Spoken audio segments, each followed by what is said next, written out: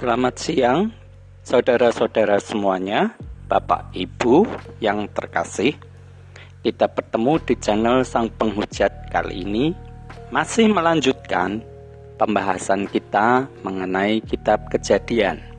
Di episode kali ini kita akan membaca dan menelaah Kejadian 9. Di Kejadian 9 ini terdiri dari 29 ayat semuanya. Tetapi sebelum kita membaca dan menelitinya, saya akan memberikan tanggapan terhadap respon yang diberikan teman saya melalui aplikasi WA ketika teman saya ini menyaksikan episode terdahulu ketika Pendeta Esra Soru memberikan jawaban. Saya akan membacakan tanggapan yang diberikan teman saya tersebut, Saudara Tommy yang berada di Kota Kudus. Demikian WA dari teman saya itu. Disebutkan Adam Hawa makan buah itu, maka terceliklah matanya dan malu melihat keduanya dalam keadaan telanjang. Pertanyaanku, emang sebelum itu mereka buta atau tidak punya malu? Menurut penafsiranku, yang dimaksud keduanya makan buah itu bukan buah dalam arti sebenarnya, tetapi mereka melakukan hubungan seks yang semula dilarang. Begitu mereka sadar, mereka merasa bersalah. Nah, itu yang dimaksud dengan makan buah pengetahuan baik dan jahat. Ya, ini tanggapan penafsiran beliau terhadap konteks bahwa Adam dan Hawa jatuh ke dalam dosa itu hanya merupakan kiasan dan bukan dalam arti yang sebenarnya.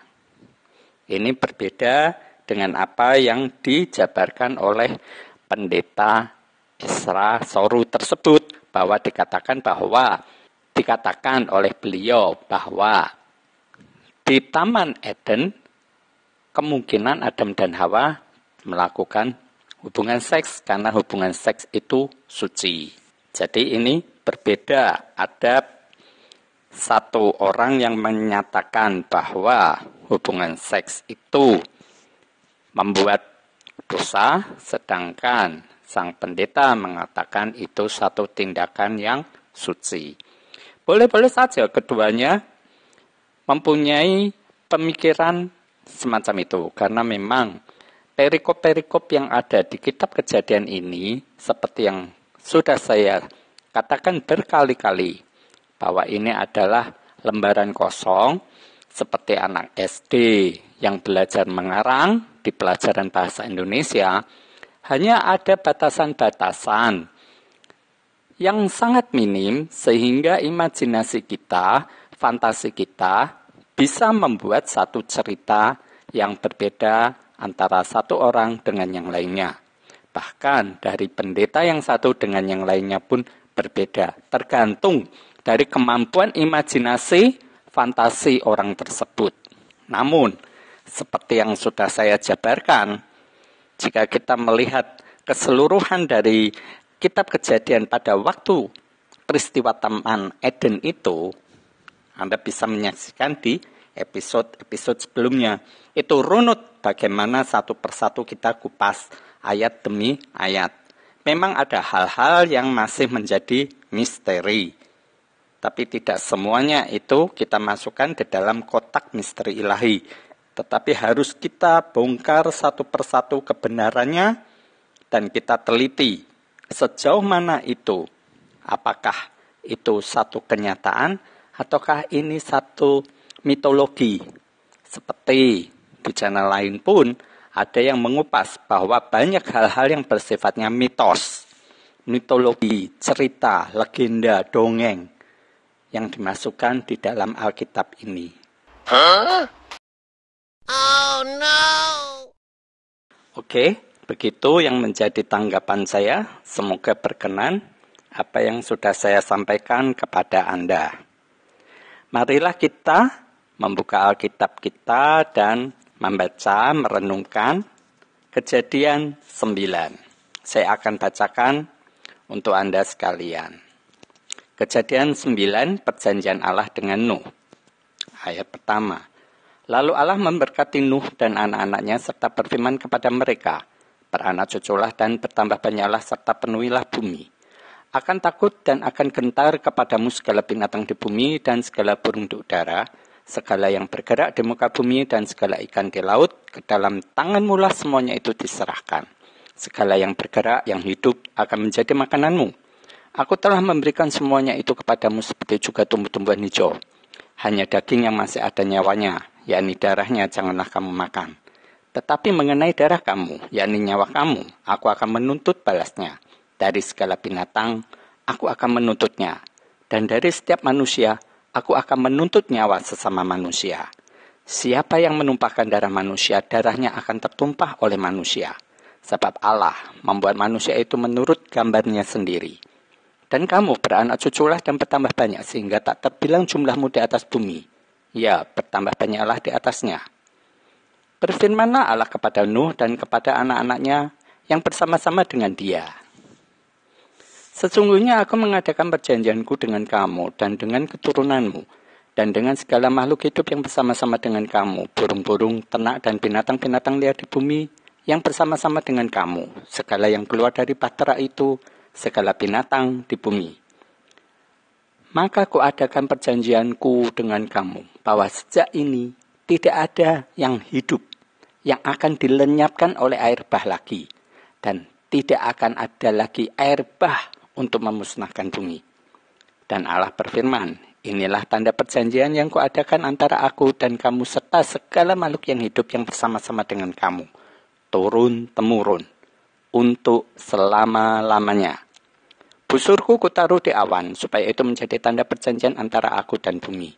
Apabila kemudian kudatangkan awan di atas bumi dan busur itu tampak di awan, maka aku akan mengingat perjanjianku yang telah ada antara aku dan kamu, serta segala makhluk yang hidup, segala yang bernyawa, sehingga segenap air tidak lagi menjadi air bah untuk memusnahkan segala yang hidup. Jika busur itu ada di awan, maka aku akan melihatnya, sehingga aku mengingat perjanjianku yang kekal antara Allah dan segala makhluk yang hidup, segala makhluk yang ada di bumi. Berfirmanlah Allah kepada Nuh, inilah tanda perjanjian yang kuadakan antara aku dan segala makhluk yang ada di bumi. Ayat ke-18. Anak-anak Nuh yang keluar dari bahtera ialah Sem, Ham, dan Yafet. Ham adalah bapak Kanaan. Yang tiga inilah anak-anak Nuh, dan dari mereka inilah tersebar penduduk seluruh bumi. Nuh menjadi petani, dialah yang mula-mula membuat kebun anggur. Setelah ia minum anggur, mabuklah ia dan ia telanjang dalam kemahnya. Maka Ham, bapak Kanaan itu, melihat aurat ayahnya, lalu diceritakannya kepada kedua saudaranya di luar. Sesudah itu, Sem dan Yafet mengambil sehelai kain dan membentangkannya pada bahu mereka berdua, lalu mereka berjalan mundur. Mereka menutupi aurat ayahnya sambil berpaling muka, sehingga mereka tidak melihat aurat ayahnya. Setelah Nuh sadar dari mabuknya dan mendengar apa yang dilakukan anak bungsunya kepadanya, berkatalah ia, terkutuklah Kanaan, hendaklah ia menjadi hamba yang paling hina bagi saudara-saudaranya. Lagi katanya, terpujilah Tuhan Allah Sem, tetapi hendaklah Kanaan menjadi hamba baginya. Allah meluaskan kiranya tempat kediaman Yafet, dan hendaklah ia tinggal dalam kemah-kemah Sem. Tetapi hendaklah Kanaan menjadi hamba baginya. Nuh masih hidup 350 tahun sesudah air bah. Jadi Nuh mencapai umur 950 tahun. Lalu ia mati. Itulah ke-29 ayat dari pasal 9 kitab Kejadian. Apa yang menarik dari Kejadian 9 ini, Bapak Ibu? Banyak ya yang bisa kita kupas satu persatu. Tetapi sebelum kita mengupas ayat ini, ada satu hal yang perlu kita ingat, yaitu mengenai Taman Eden. Tentunya kita masih ingat di episode sebelumnya, bahwa ada Taman Eden yang dijaga oleh kerub. Sementara Taman Eden itu sendiri dibuat Tuhan di bumi. Jadi ketika kejadian air bah di zaman Nuh ini, yang menjadi pertanyaan adalah bagaimana dengan taman itu? Apakah taman itu juga terbenam oleh air? Lantas bagaimana dengan kerub-kerubnya ya? Ada asumsi yang pernah saya terima dari teman segereja saya dulu, seorang anak muda tetapi mempunyai pemikiran yang kritis juga, yang bagus, bahwa dia mengatakan, Taman Eden bukankah itu musnah ketika terjadi air bah pada zaman Nuh, Pak? Boleh saja jika kita berasumsi semacam itu, karena di pasal 9 ini tidak satupun ayat yang menceritakan mengenai Taman Eden itu lagi. Bahkan di pasal-pasal selanjutnya, Taman Eden tidak pernah disinggung lagi. Jadi setelah Adam diusir dari Taman Eden itu sendiri seperti apa, bagaimana kelanjutannya, tidak ada yang tahu. Padahal kita membaca di pasal sebelumnya bahwa manusia diciptakan adalah untuk mengurus Taman Eden. Sementara manusianya diusir dari Taman Eden, dengan sendirinya taman itu tidak ada yang mengurus. Wow, kasihan sekali tentunya. Jadi seperti apakah taman tersebut? Ya, tinggal Anda bikin cerita sendiri sesuka hati Anda untuk melanjutkan cerita mengenai Taman Eden itu.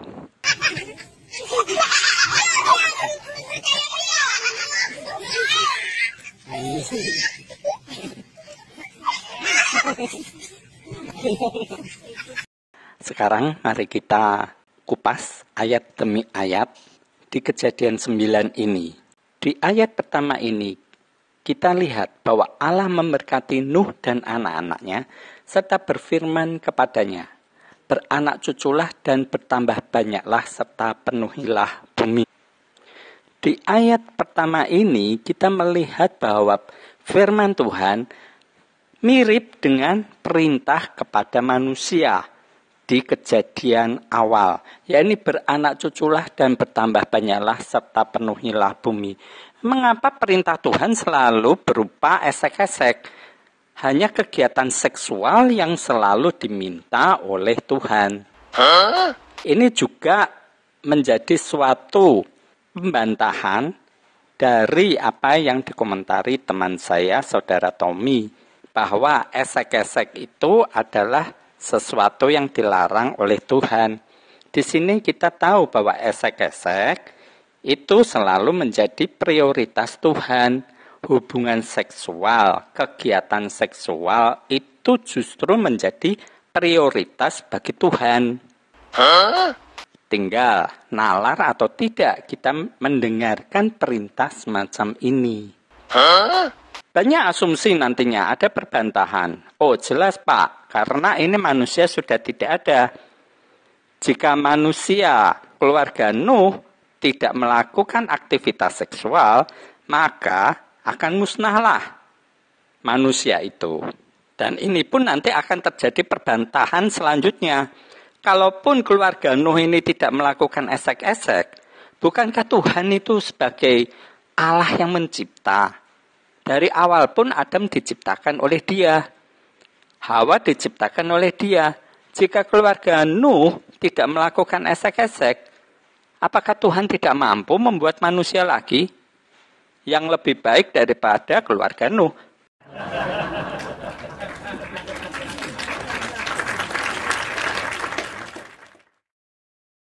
Inilah yang sering menjadikan asumsi yang keliru. Sehingga banyak orang yang berpendapat bahwa aktivitas seksual menjadi prioritas. Makanya jangan heran jika kejahatan di dalam penyimpangan seksual itu banyak. Karena memang perintah di Kejadian ini lebih banyak didominasi untuk urusan esek-esek. Tinggal Anda menggunakan nalar Anda. Di zaman sekarang ini berapa banyak kejahatan yang dilandasi oleh urusan seksual semacam ini. Kaitannya selalu urusan seksual, sehingga timbul banyak kejahatan. Tetapi justru Tuhan memberikan perintah untuk esek-esek. Nalar atau tidak, terserah Anda. Buat saya pribadi di sini saya katakan, perintah ini nyeleneh. Mengapa Tuhan tidak memberikan satu perintah yang lain? Kita tahu bahwa kejadian air bah itu karena kejahatan manusia. Kejahatan macam apa? Tidak dijelaskan. Bukankah lebih baik jika Tuhan memberi perintah kepada Nuh, janganlah engkau melakukan kejahatan yang diperbuat sesamamu pada zaman sebelum terjadinya air bah. Jadi kita nantinya akan tahu kejahatan apakah itu. Tetapi mau tidak mau kita harus menuruti bahwa penulis kitab Kejadian memang menuliskannya semacam ini. Ya suka-suka dia dong, kita tinggal mengikuti saja cerita di kitab Kejadian pasal 9 ini. Soal apakah kita akan memberikan asumsi, persepsi kita masing-masing, ya suka-suka kita juga. Lantas, apakah bisa kita andalkan bahwa Alkitab adalah firman Tuhan? Jika semuanya adalah kertas kosong yang bisa kita asumsikan bermacam-macam. Itu sungguh konyol sekali menurut saya. Oh no! Kita lihat di ayat kedua. Akan takut dan akan gentar kepadamu segala binatang di bumi dan segala burung di udara, segala yang bergerak di muka bumi dan segala ikan di laut, ke dalam tanganmu lah semuanya itu diserahkan. Nah, ini justru nalar kalau yang ini. Mengapa semua binatang dibuat gentar kepada Nuh? Perlu kita tahu bahwa yang keluar dari bahtera Nuh ini jumlahnya sepasang-sepasang. Dan manusianya ada 4 pasang, 8 orang, 4 laki-laki, 4 perempuan. Dan kita tahu bahwa untuk kelahiran manusia dibutuhkan proses yang lebih panjang daripada proses binatang. Jadi, ketika binatang keluar dari bahtera, mereka beranak pinak lebih cepat daripada perkembangbiakan manusia. Sedangkan jika perkembangan jumlah binatang buas yang memakan daging lebih banyak daripada jumlah manusia, pasti mereka akan nantinya memangsa mencari makan dan tidak tertutup kemungkinan akhirnya keluarga Nuh, keturunan Nuh akan dimangsa oleh binatang buas itu. Karena mereka cari makan. Untuk itulah makanya Tuhan memberikan satu firman untuk membuat gentar semua binatang di bumi. Sehingga keluarga Nuh ini terlindungi. Ini nalarnya kan begitu. Kemudian di ayat ketiga. Segala yang bergerak yang hidup akan menjadi makananmu. Aku telah memberikan semuanya kepadamu seperti juga tumbuh-tumbuhan hijau. Hanya daging yang masih ada nyawanya, yakni darahnya janganlah kamu makan. Nah ini nampaknya ada asumsi juga dari kalangan pendeta tertentu yang mengatakan bahwa sebelum kejadian air bah, manusia itu memakannya seperti herbivora, hanya memakan tumbuh-tumbuhan. Tetapi setelah kejadian Nuh, ini manusia diperbolehkan makan daging. Hanya saja ada larangan untuk tidak makan darah. Itu sampai sekarang terjadi perdebatan mengenai soal makanan ini. Jika kita menuruti Kejadian 9, maka kita tidak boleh makan darah. Tetapi di Perjanjian Baru ada perbantahan juga yang membantah Kejadian 9 ini. Nah itu silahkan Anda pilih sendiri. Mana yang menurut Anda lebih nyaman?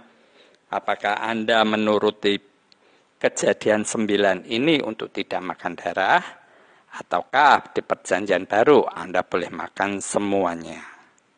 Tergantung selera.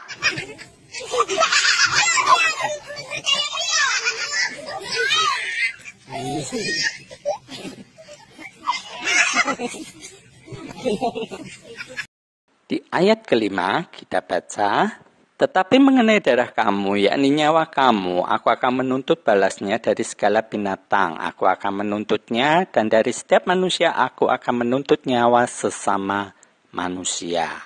Siapa yang menumpahkan darah manusia, darahnya akan tertumpah oleh manusia, sebab Allah membuat manusia itu menurut gambarnya sendiri. Nah, kalau kita lihat di ayat kelima ini bukankah satu penegasan dari ayat sebelumnya? Tuhan melindungi keluarga Nuh agar jangan sampai dimangsa oleh binatang buas yang ada di dalam bahteranya dia. Ketika mereka, binatang-binatang ini sudah berkembang biak lebih banyak daripada keturunan Nuh. Kita perhatikan di ayat ke-6-nya itu, siapa yang menumpahkan darah manusia, darahnya akan tertumpah oleh manusia, sebab Allah membuat manusia itu menurut gambarnya sendiri. Apa iya perkataan Tuhan ini? Siapa yang menumpahkan darah manusia, darahnya akan tertumpah oleh manusia, sebab Allah membuat manusia itu menurut gambarnya sendiri. Saya katakan ini tidak benar. Saya akan buktikan nanti bahwa ayat ini tidak berlaku untuk kejadian-kejadian selanjutnya. Tapi itu kejadian tersebut masih cukup lama. Kemudian kita lanjutkan di ayat ke-8. Ini Tuhan berfirman kepada Nuh dan anak-anaknya.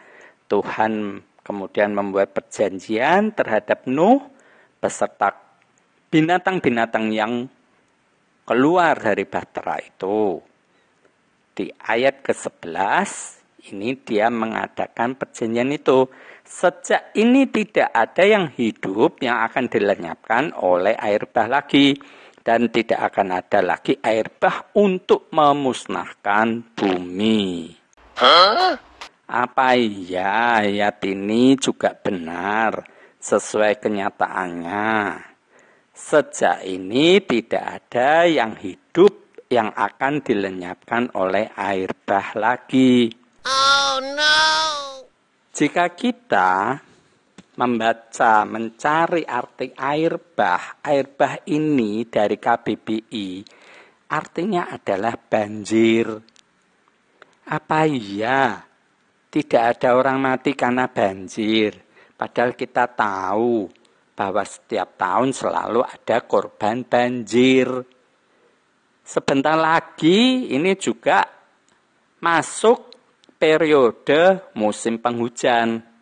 Kita nanti pasti akan mendengar di televisi, di radio, di surat kabar, di medsos, pasti ada tayangan berita korban banjir. Jadi jelas-jelas ayat ini hoax.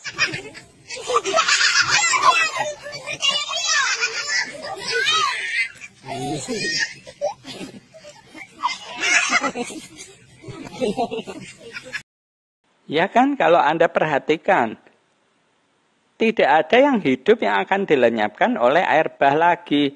Apa iya? Jelas tidaklah.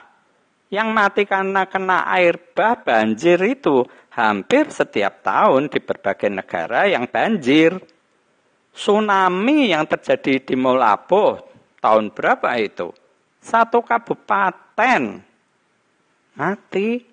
Kejadian banjir selalu terulang setiap tahun di negara kita ini. Ya banyak yang mati. Ya tinggal kita apakah masih mau mempercayai akan janji semacam ini. Ternyata untuk zaman sekarang, zaman now, janji ini kayaknya sudah tidak ditetapi. Kalau kita hanya sepenggal membaca di situ. Karena banyak yang mati dilenyapkan oleh air bah lagi. Rutinitas setiap tahun pasti ada yang mati. Untuk itulah jangan heran jika lama-lama generasi kita akan merasakan bahwa ayat-ayat ini sudah tidak relevan lagi dengan kehidupan yang ada, realitas kehidupan yang ada, hoax. Akhirnya mereka tidak percaya dengan Alkitab. Mereka ketika dikhotbahi hanya manggut-manggut, tapi mereka tidak akan menerima. Manggut-manggut karena yang khotbah tua. Sudah satu dasar bimbingan dari orang tua mereka untuk menghormati yang lebih tua. Apalagi mengaku pendeta, pengkhotbah, pastinya jemaat manggut-manggut. Tapi ketika mengerti ayat-ayat demikian, dalam hati mereka akan ngomong bohong lagi. Karena kenyataannya memang tidak sesuai dengan yang tertulis. Akhirnya untuk membaca Alkitab pun mereka ogah karena isinya berita-berita hoak. Dan ini satu tugas besar, berat bagi Anda, para pendeta dan pengkhotbah. Di ayat ke-12 kita baca. Dan Allah berfirman, inilah tanda perjanjian yang kuadakan antara aku dan kamu serta segala makhluk yang hidup yang bersama-sama dengan kamu turun-temurun untuk selama-lamanya. Busurku kutaruh di awan, supaya itu menjadi tanda perjanjian antara aku dan bumi. Apabila kemudian kudatangkan awan di atas bumi dan busur itu tampak di awan, maka aku akan mengingat perjanjianku yang telah ada antara aku dan kamu serta segala makhluk yang hidup, segala yang bernyawa, sehingga segenap air tidak lagi menjadi air bah untuk memusnahkan segala yang hidup. Berarti jika kita membaca di ayat selanjutnya, apabila terjadi hujan, terjadi banjir, maka kita harus lihat-lihat dulu. Kita lihat apakah pada waktu hujan, akan terjadi hujan, mendung gelap begitu sebelumnya, Anda lihat pelangi enggak? Busurku kutaruh di awan. Ini lambang dari pelangi. Ini sebagian konotasinya begitu. Ini para pendeta mengatakan begitu. PP selalu ngomong, oh ini busur kutaruh di awan. Ini adalah pelangi. Ya memang indah. Jika Tuhan menciptakan busurnya itu berupa pelangi, indah. Macam-macam warnanya. Dan inilah jika terjadi mau hujan. Ini kan katanya begitu. Apabila kudatangkan awan di atas bumi dan busur itu tampak di awan, maka aku akan mengingat perjanjianku. Sehingga segenap air tidak lagi menjadi air bah. Jadi ini kita melihat pelangi dulu sebelum hujan. Padahal kita tahunya bahwa setelah hujan baru ada pelangi. Nah loh, sekarang Anda mau mikir yang gimana? Busurku kutaruh di awan supaya menjadi tanda perjanjian antara aku dan bumi. Ya kan? Sehingga segenap air tidak lagi menjadi air bah. Nah, jika busur itu ada di awan, ini di ayat selanjutnya, aku akan melihatnya. Sehingga aku mengingat perjanjianku yang kekal antara Allah dan segala makhluk yang hidup. Dengan segala makhluk yang ada di bumi. Nah loh, ini berdasarkan ayat ini, busurnya kelihatan dulu di awan. Setelah itu Tuhan akan mengingat perjanjian. Oh, berarti tidak boleh terjadi air bah. Tidak boleh turun hujan yang menjadikan banjir. Karena ada pelangi. Padahal kalau kita secara nyata real, ini hujan dulu. Airnya turun dulu, baru karena adanya air di atas, di angkasa, terkena sinar matahari, muncullah pelangi. Airnya turun dulu, hujan dulu, baru pelanginya muncul. Saya belum melihat sampai sekarang bahwa ada awan dulu, terutama kalau mau hujan itu mendung gelap ya. Udah pekat, begitu mana ada pelangi. Saya juga nggak tahu, pelanginya dilihat dari surga kali. Jelas mata saya di bumi, saya nggak melihat pelangi. Kalau sudah mau hujan, mendungnya hitam. Pelanginya nggak nongol. Nah, kalau pelanginya nggak nongol, ya terjadilah banjir. Padahal cara melihatnya beda kan Bapak Ibu. Saya di bumi. Tuhan ini ada di atas, di surga. Harusnya dia bisa melihat kalau pelanginya di atas awan. Nah, tinggal Tuhan mau melihat atau tidak. Nah, ini kan kayak satu sinetron komedi. Lantas kalau terjadi banjir, bukankah kita bisa menuntut, lah Tuhan, bukankah engkau melihat pelangi dari atas, harusnya engkau cegah. Nah Tuhan juga jawab, saya tidak lihat. Terus gimana cara membuktikannya? Bukankah cerita ini menjadi cerita sitkom, situasi komedi, cerita konyol?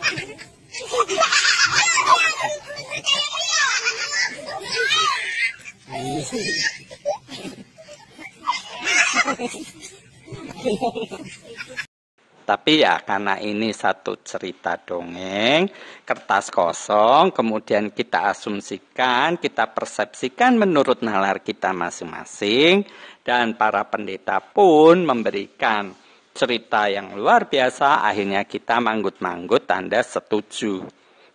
Bukankah cerita yang saya katakan ini cerita yang memang turun-temurun diceritakan oleh para pendeta dari generasi ke generasi. Tetapi jika kita menalar secara sains, ilmu pengetahuan, terciptanya pelangi karena ada titik-titik air di udara yang terkena sinar matahari menjadi prisma sehingga muncullah pelangi tersebut.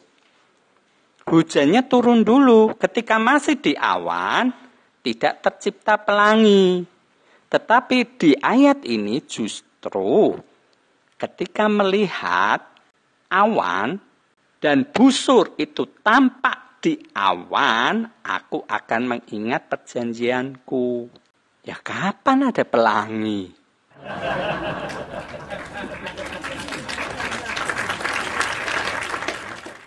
Ya, ini satu kebalikan dari realita. Inilah antara yang namanya tafsir Alkitab dengan ilmu pengetahuan. Tinggal Anda percaya yang mana. Jika ditanya di channel Sang Penghujat ini, ya realita yang ada seperti yang sudah saya katakan tadi, bahwa korban banjir tiap tahun selalu ada. Nah, ini pun bisa dibantah atau disanggah.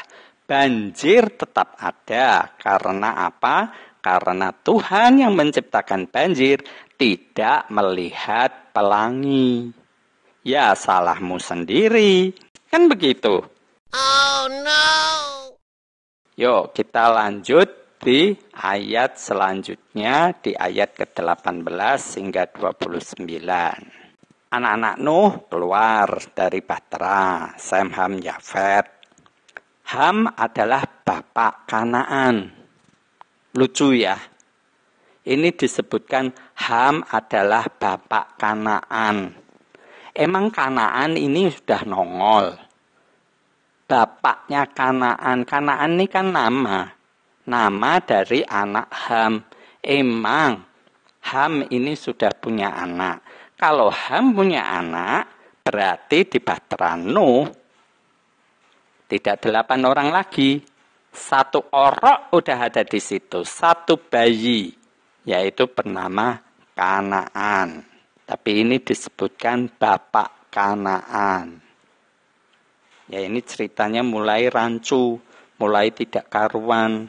Sama seperti yang episode sebelumnya. Kita lanjut.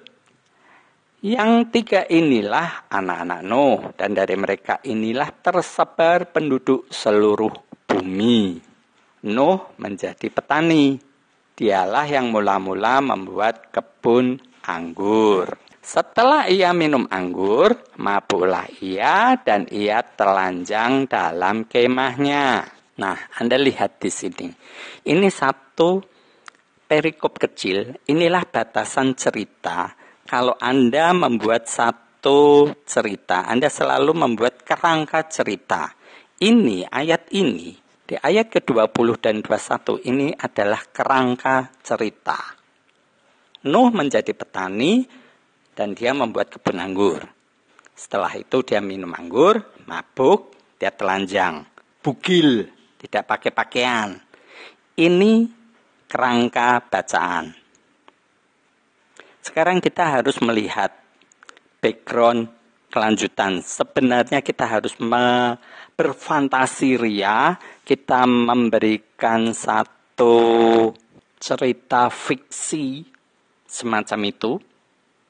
Bayangkan saja jika Anda itu adalah Nuh. Kita tahu bahwa pada zaman Nuh itu orang baik karena dia bergaul akrab dengan Tuhannya. Dan kita juga tahu berapa saudara Nuh tidak terhitung. Kita tidak ngerti, tapi jelas dia punya kakak, punya adik. Karena disebutkan Lameh pun punya anak laki-laki dan perempuan. Di situ Nuh punya saudara-saudara. Bayangkan jika saudara-saudara ini tinggal berdekatan dengan Nuh. Nuh sering saling berkunjung, silaturahmi, bertemu, bercengkrama, guyonan dengan saudara-saudaranya, keponakan-keponakannya. Bahkan kita tahu kakeknya Metusalah pun masih hidup pada waktu sebelum kejadian air bah. Sekarang, setelah kejadian air bah musnah, tidak ada siapa-siapa, hanya dia dengan ketujuh manusia lainnya. 1 istri, 3 anak, 3 lagi menantu. Semuanya tidak ada. Oh no! Setelah menjalani isolasi diri selama setahun di dalam bahtera yang dia buat, tahu-tahu sekarang dia nongol, dia hanya bersama keluarganya. Seluruh alam di bumi musnah. Bayangkan betapa Anda tidak stres. Cari makannya gimana coba? Kan nunggu. Dia harus mengolah lagi sama seperti leluhurnya yang pertama yang bernama Adam. Dia harus mengolah tanah untuk menjadi sumber makanannya. Dan dia lebih mengutamakan anggur. Makanya dia disebut petani yang membuat kebun anggur. Dia petani mengolah tanah. Butuh waktu sekian lama untuk baru bisa panen. Stresnya kayak apa? Saudaranya yang dulu bisa diajak bersendaguro, guyonan, melihat keponakan-keponakan, cucu-cucu. Bahkan dia dulu ketemu dengan kakeknya, sekarang tidak ada manusia lain kecuali 7 orang yang bersama dia. Bosan itu pastinya, stres berat yang namanya Nuh ini. Sebenarnya kasihan sekali dia ini. Jadi, akhirnya dia minum anggur dan mabuk karena stres. Lihatlah, orang semacam Nuh ini yang disebut di pasal sebelumnya bahwa dia adalah seorang yang bergaul akrab dengan Tuhan seperti leluhurnya buyutnya yang bernama Henokh. Ternyata dia stres. Akhirnya dia mabuk, dia telanjang, bugil. Ini kakek-kakek telanjang. Oh no! Lantas kita lihat di ayat selanjutnya. Ham, bapak Kanaan itu melihat aurat ayahnya, lalu diceritakan kepada kedua saudaranya di luar. Ayat ini juga aneh menurut saya. Mengapa? Ya karena mengapa sih Ham melihat papahnya, bapaknya telanjang, justru dia menceritakan kepada kedua saudaranya di luar. Ada apa dengan aurat si Nuh ini? Mengapa sampai anaknya cerita?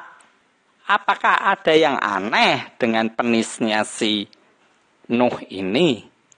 Sehingga anaknya harus sampai bercerita kepada kedua saudaranya.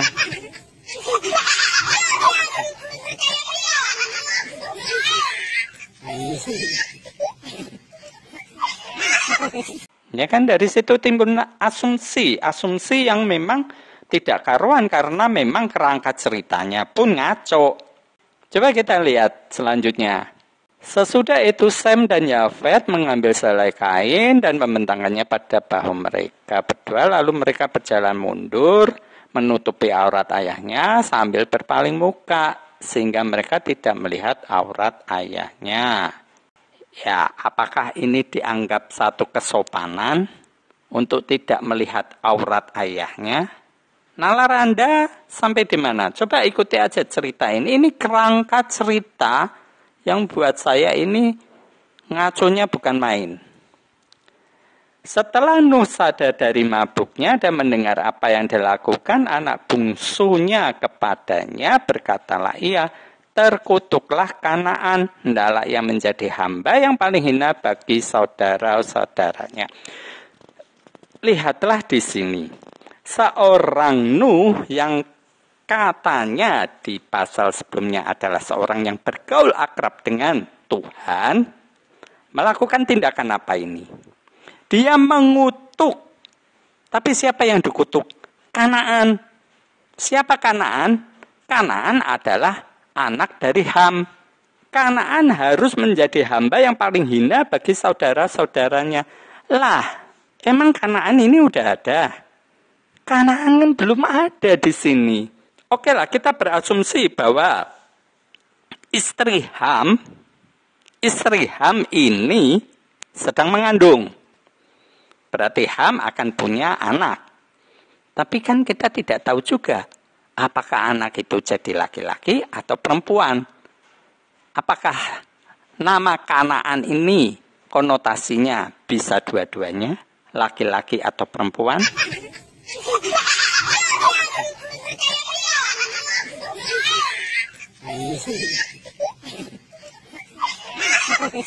Sementara kita tahu bahwa nama-nama yang disebut di dalam Alkitab selalu berwujud laki-laki.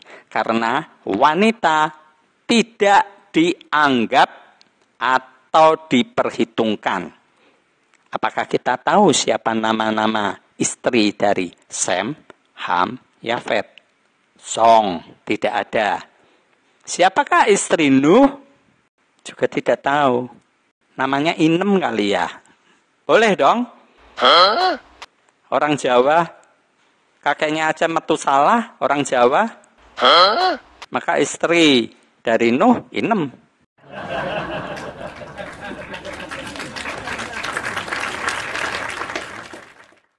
Boleh kalau kita memberi nama begitu. Yang lebih mengherankan adalah Nuh mendengar apa yang dilakukan anak bungsunya kepadanya. Ini kurang ajar atau gimana ya dengan Sem dan Yafet ini? Ketika diberitahu oleh adiknya yang bungsu mengenai aurat ayahnya, ini diceritakan kepada ayahnya. Kalau orang Jawa ngomong wadul, ini dua anak ini wadul pada bapaknya. Kenapa ya? Ada apa dengan tiga anak ini? Kerukunannya di mana? Jika Sem dan Yafet tahu tindakan adiknya itu kurang ajar, bukankah sudah layak sepantasnya mereka berdua mendidik adiknya? Jelas di sini tidak ada hal semacam itu. Keluarga macam apakah ini? Anda nalar sendiri. Bukannya mendidik sang adik, tapi justru melaporkan itu pada bapaknya. Sehingga muncullah satu kutukan. Kutukan kepada anak si Ham. Konyol sekali kan? Ini kerangka cerita yang minta ampun. Jika Anda seorang guru yang mengajar bahasa Indonesia, apakah Anda akan menerima cerita semacam ini? Kita lanjut di ayat ke-26. Lagi katanya, terpujilah Tuhan Allah Sem, tetapi hendaklah Kanaan menjadi hamba baginya. Allah meluaskan kiranya tempat kediaman Yafet, dan hendaklah ia tinggal dalam kemah-kemah Sem, tetapi hendaklah Kanaan menjadi hamba baginya. Nuh masih hidup 350 tahun sesudah ayat Bah. Jadi Nuh mencapai umur 950 tahun, lalu ia mati. Bayangkan, ini ada berkat untuk kedua anak lain. Tetapi ada kutukan untuk si cucu yang belum ketahuan juntrungannya. Ini kutukan sebenarnya gampang sekali untuk mematahkan hal ini. Ya kan? Kalau Anda jadi HAM, apa yang Anda lakukan? Ya gampang, Anda beranak berapapun jangan kasih nama Kanaan. Selesai. Tidak ada nama Kanaan bagi anak-anakku. Selesai dong. Kutukannya hilang dengan sendirinya. Bukankah ini terkutuklah Kanaan? Ya nggak usah kasih nama Kanaan.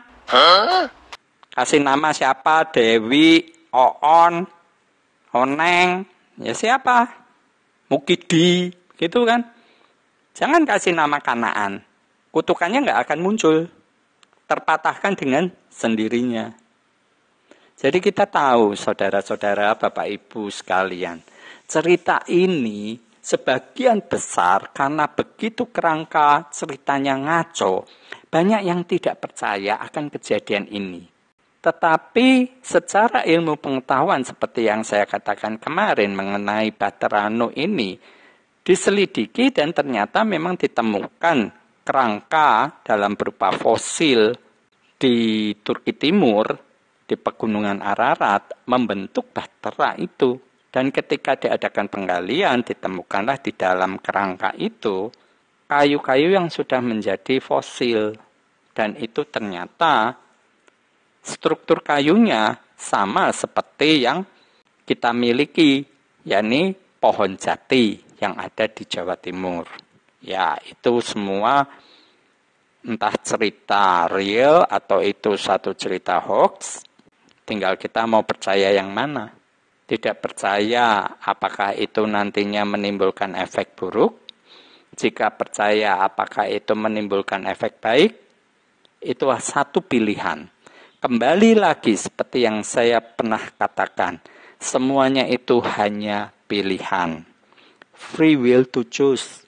Apapun yang Anda pilih, itu akan menghasilkan pilihan lagi. Berikut akibatnya tentunya. Ketika Anda memilih A, akan berimbas sesuatu. Sehingga Anda dihadapkan pada pilihan berikutnya. Kita membuat satu keputusan untuk memilih. Itu semuanya semacam begitu. Di usianya yang begitu lanjut hingga mencapai 950 tahun, Nuh mati. Jika kita melihat background kehidupan Nuh ini, sebenarnya Nuh ini adalah manusia yang kasihan. Memang jika kita melihat sesuatu yang lain, Bapak Ibu, Saudara sekalian, keluarga yang paling kaya ini adalah keluarga Nuh. Bayangkan, di seluruh bumi ini cuma hanya mereka berdelapan. Bumi ini dimiliki oleh dia.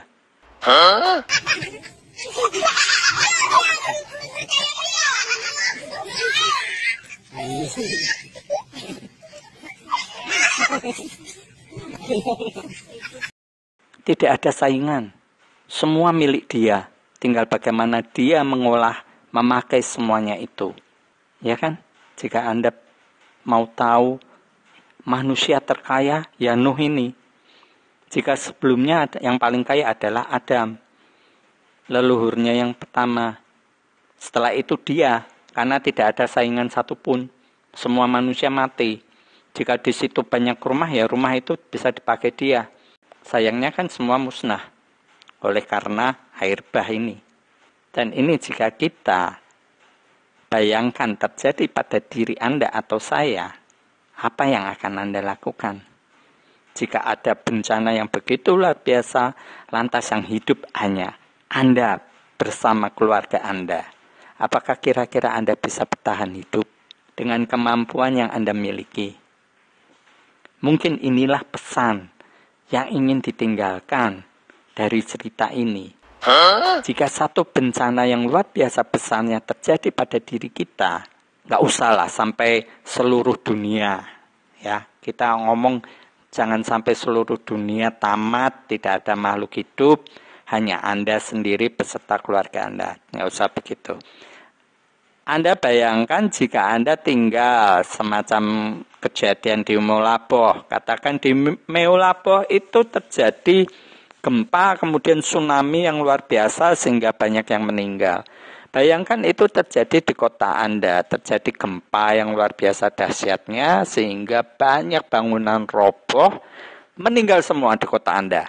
Di kota Anda hanya tinggal Anda bersama keluarga Anda, istri Anda atau suami Anda, beserta anak-anak Anda. Otomatis ketika terjadi bencana begitu, tidak ada sambungan telepon, tidak ada listrik, padam, tidak bisa komunikasi kemana-mana. Semua hancur. Oh no! Pertokoan hancur. Semua tempat wisata rusak. Manusia mati di mana-mana. Itu baunya kayak apa begitu ya. Ya, kita mengandaikan cerita ini nyata dan itu kita terapkan pada diri kita sendiri. What will you do? Anda akan melakukan apa? Apa yang bisa Anda lakukan? Tidak ada listrik, tidak ada internet.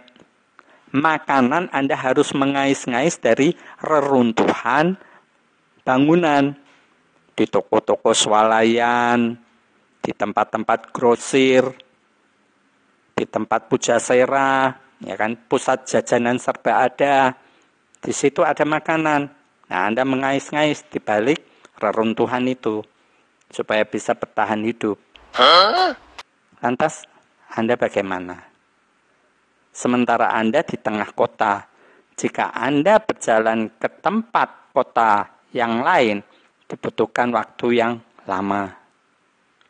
Apa yang Anda lakukan? Mungkin itulah pesan moral dari cerita air bah ini ya. Saya juga tidak tahu dengan pastinya. Tetapi jika kita melakukan komparasi perbandingan dari cerita Bahtera Nuh ini dengan apa yang saya dapatkan ketika melakukan browsing di internet, bahwa ada penyelidikan mengenai Bahtera Nuh di pegunungan Ararat di Turki Timur dan ternyata ditemukan fosil kerangka-kerangka berupa Bahtera itu, kebenarannya sejauh apa bisa dipertanggungjawabkan. Karena sampai sekarang pun secara jelas bahwa itu adalah Bahtera Nuh pun belum terkuak secara 100%. Jadi masih ada sanggahan bahwa itu bukan Bahtera Nuh. Jadi kebenarannya sejauh mana belum mencapai 100%. Saya kira untuk episode kali ini saya cukupkan sampai di sini dulu, Bapak Ibu Saudara sekalian. Saksikan terus untuk di episode-episode selanjutnya. Kita akan mengupas lebih banyak lagi hal-hal yang nampak janggal. Namun juga hal-hal yang berupa kebenaran di situ. Channel Sang Penghujat akan mengupas secara gamblang apa adanya. Jika memang itu asumsi dari saya pribadi, pasti saya katakan saya berasumsi. Sedangkan asumsi saya dapat Anda terima, ya syukurlah. Berarti kita sama-sama satu sepemikiran. Tetapi jika tidak bisa Anda terima, juga tidak apa-apa. Karena memang kita harus memiliki cara berpikir sendiri. Jangan mengikut dari pola pikir orang lain, jika memang kita tidak cocok dengan itu. Sekali lagi, terima kasih untuk segenap perhatian yang sudah Anda berikan di channel ini. Terima kasih sekali lagi. Shalom.